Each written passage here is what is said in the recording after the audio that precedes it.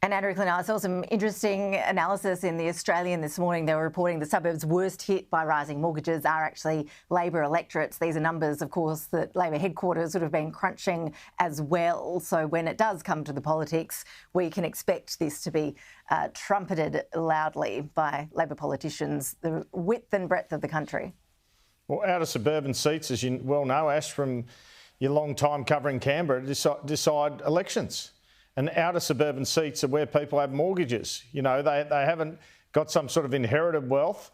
They haven't, you know, they don't own their own homes typically, even though a third of Australians do.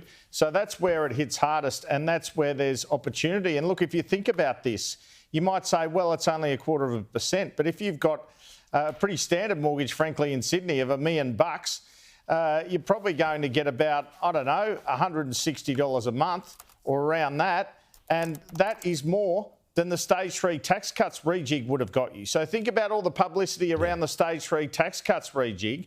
This is actually bigger for mortgage owners out there. Let's go to Ross Greenwood now. He has some...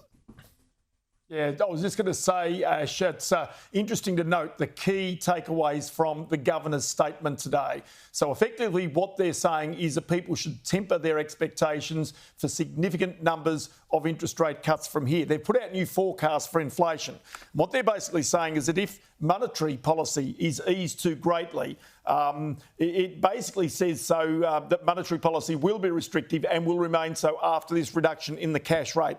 But it then also says that if monetary policy interest rates are basically cut too far, then disinflation could stall and the inflation could end up above the target band. Now, what they're effectively saying is that they acknowledge in the future that progress has been made in regards to reducing inflation, but they're still cautious about the outlook. So here they're trying to basically temper people's expectations that we're really on the way down, because you don't want to be like America, where you suddenly find yourself having to potentially either stall those interest rate cuts or indeed raise interest rates in the future because everybody starts spending and inflation takes off in our community again. That's the big issue, and especially when you've got a 4% unemployment rate in Australia, very full employment, the wages claims are going to keep on going, and that's going to challenge any government now or in the future.